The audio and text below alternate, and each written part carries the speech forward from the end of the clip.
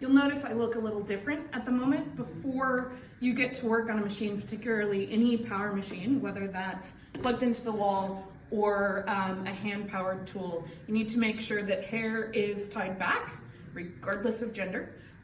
Safety glasses. These ones are great because they cover my personal glasses so I can still see well. If I had lower blousey sleeves, I want those off, necklaces, etc.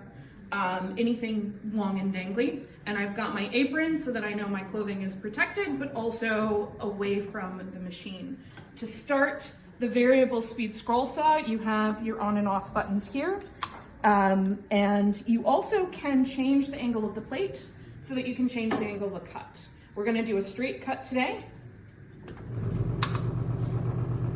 And all we're doing is following along, keeping our pressure down and keeping our fingers out of the way. You will notice I will never push from back here because that's in line with my blade.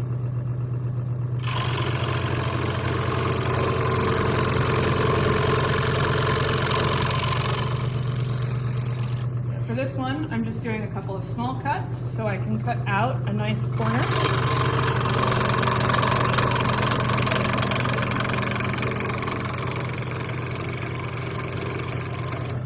Again, my hand is never in line with the machine. Turn it off to clean. I can also do a nice curved edge.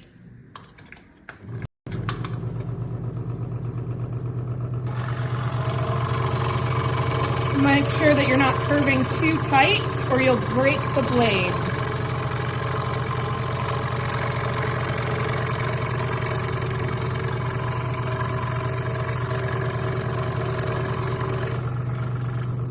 Now, if there's an emergency for any reason, you have emergency blades. You have emergency stop buttons, and these are around the lab and on every machine. You always want it to be easier to stop the machine than it is to start it.